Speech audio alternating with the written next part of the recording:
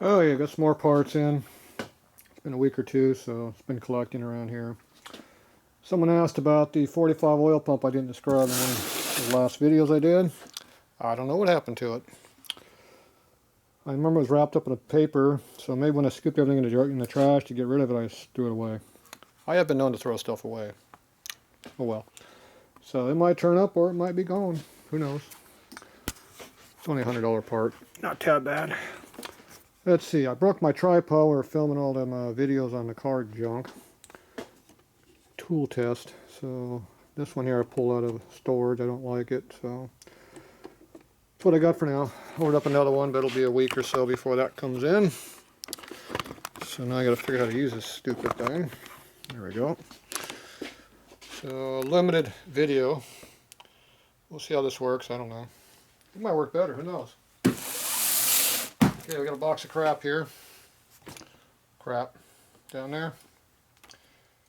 So it's heavy. Probably more cylinders or something.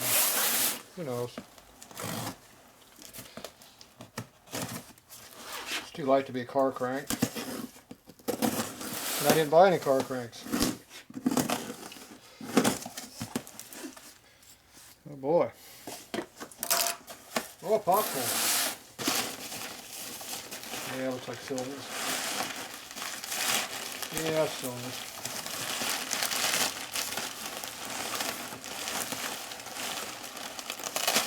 Well packed cylinders. I get it undamaged. I like that.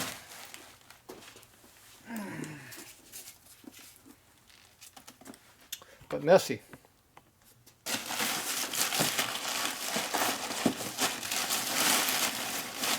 Well, that's for 2 cylinders.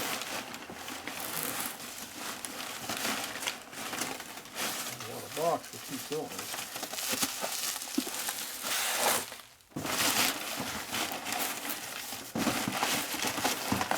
That's our loose parts. The scrap of the box.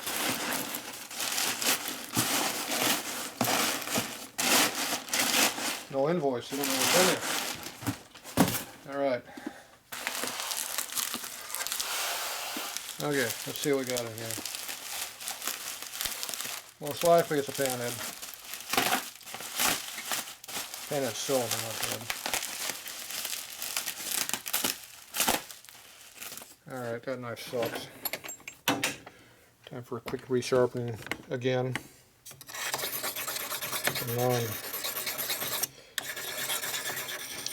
It always needs sharpening. That probably killed it there. Somebody asked what kind of knife it is. It's a Kirkshaw. American made crap. Junk blades. They don't work on cutting apart Harley parts.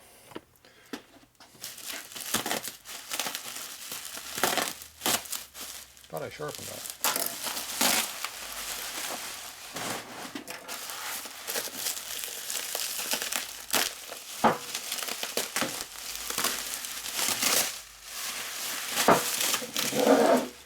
Don't throw stuff on the floor as you're pulling the paper off. Okay, that looks like a cylinder. Panhead. You can tell it's panhead because it's shaped out like that. Shovel heads are round all the way around. So now you do just panhead or knucklehead. Knuckleheads don't have oil return groove holes like that. They're just round cylinders. They don't have the pressure hole either. So they'll be full round. They look like this on the top. Some don't have lips on them, but that's knuckle, not pan. All pans have lips on top, called a spigot. So this thing looks pretty big. Real thin bore. Yeah. Bore looks good for what it is. It's been bored. They bored it sideways. So you got a big eyebrow right here, big low spot. This didn't get cut because you can still see the carbon marks in there. See how the cut mark went right through here, so bored more on this side here. Bored a lot out of this corner. Something going on right here, it's real shiny. So it's a low spot, I guess, or metal change or welding, who knows. And back to a low spot again. So when you put these in a boring bar, if they're not quite flat, they tilt a little bit, they bore sideways like that.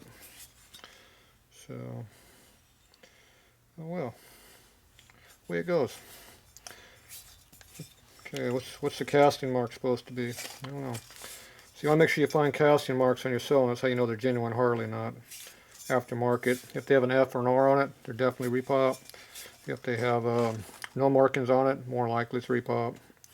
When you see the casting marks, usually it's original, but now Taiwan Teddy's starting to cast cylinders with marks on them, so you're losing that. So you want to make sure all the fins are still here if you can. These ones look good. You want to make sure you don't buy 61-inch cylinders, unless you want a 61. 61 has small, thin fins like this all the way around, so they're only about this tall.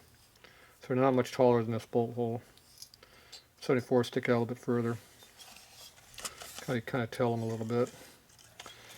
Alright, this is supposed to be a 59 rear cylinder, 3.511 bore, so 3.5 is 60 over, 11th out more, but you get 70 over. So they bored this thing to over 70, so they screwed up when they bored it. They bored it too big, and they didn't have any 80-inch pistons, any 80 over pistons laying around, not 80-inch, 80 over. 80-inch piston is 3.5-inch bore, which is actually 3.498 finish. But, so they screwed this one up. Now, I never believe any of these stupid things about casting number and how you identify.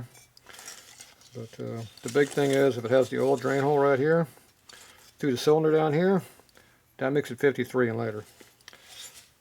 This one's got one broken fin my finger just found. Not too bad. Looks like a fresh brake. You can see how it's got rust on it. Broken not too long ago. So yeah, this was a screwed up bore job. So this is going to be bored for bigger pistons yet, or sleeve it.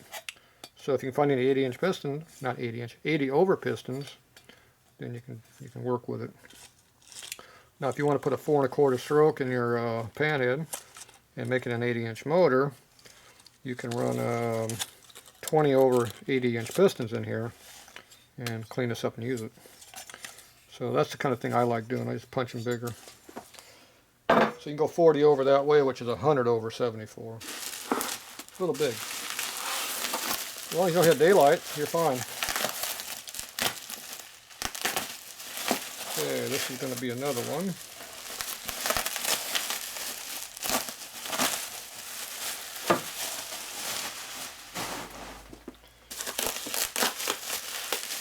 I went up with lots of packing material for some reason.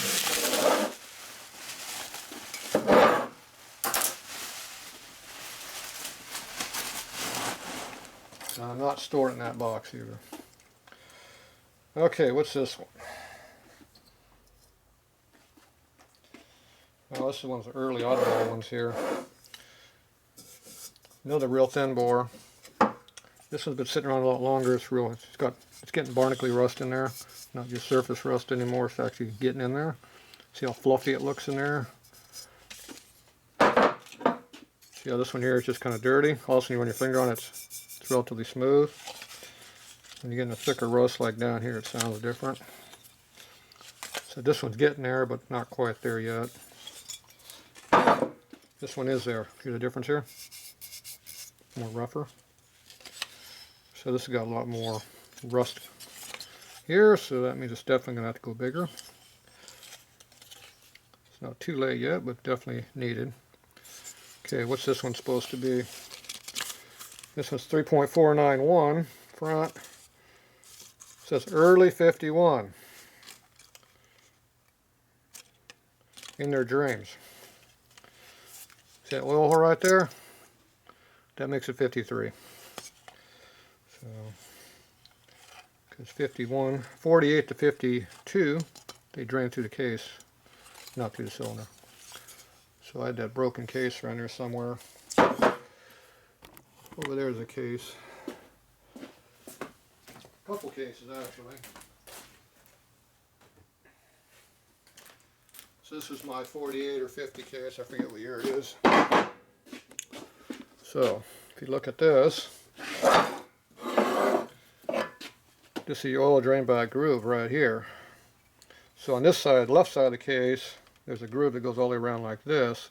The cylinder drains into that groove right there. Then it goes all the way around the bottom of the deck, all the way around like that, and then goes through the hole that's right here, where that dirt dauber is at. And it drains down into your motor here. So this one you can't see it because it's all full of crap, but that's how they drain. Other case, what year is that? 48.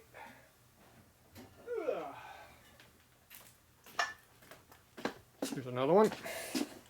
This one's 48. Cam cover's falling off. So there's your hole right here again. And it's going to come out the bottom here somewhere. I'm going to guess it's going to come out behind underneath that stud. So one way to find out is to poke something through there. A welding rod works really good for poking. Also drill bits.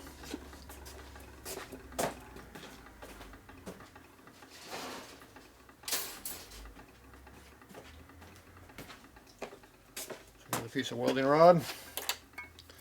So you run it through your hole here.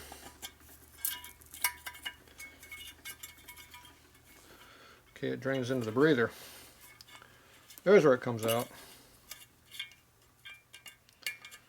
Good. Doesn't go on the flywheels. I like that part. Okay, so it goes through your deck at an angle like that. Goes in the breather cavity. It's supposed to be in the back of the case. It's missing on this case. Maybe this cavity right here. It's your breather cavity. You can see the hole up in there, buried up under there. Turn it right, you might see it. Now if it dumps into the flywheel cavity here, then the flywheels have to chew up all the oil. It catches up in the scoop right in here and goes through the breather and comes out the breather hole over here.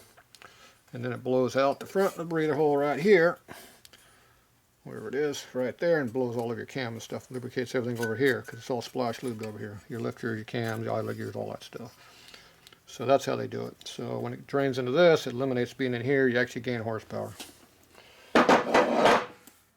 So the earlier case can make more horsepower because it's better designed.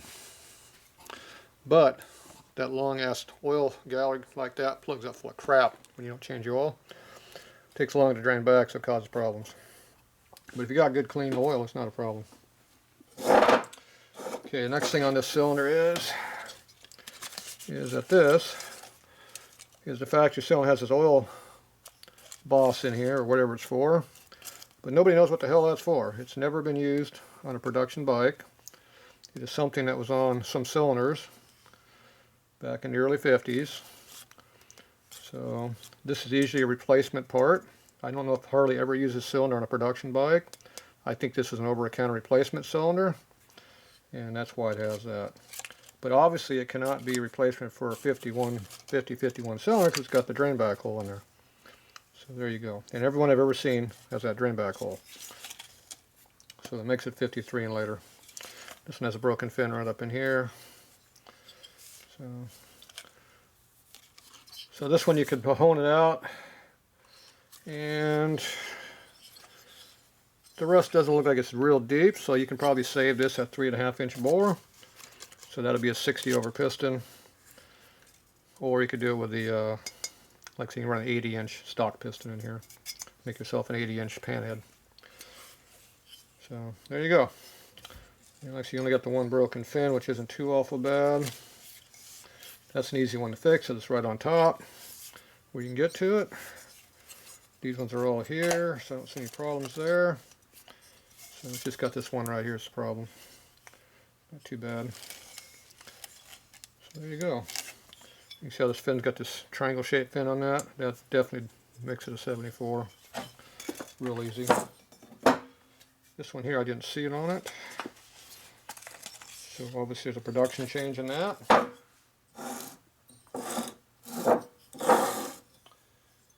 Not sure what that's all about. Okay, now this is the front cylinder because the deck is all equal distance. This is the rear one, see it's real fat through here. So this is push rod side. This is push rod side. This has a rod cut out for a stroker motor or something. So it looks like the rear cylinder does not have that triangle shape to it. Oh, this has got that stupid different camera here.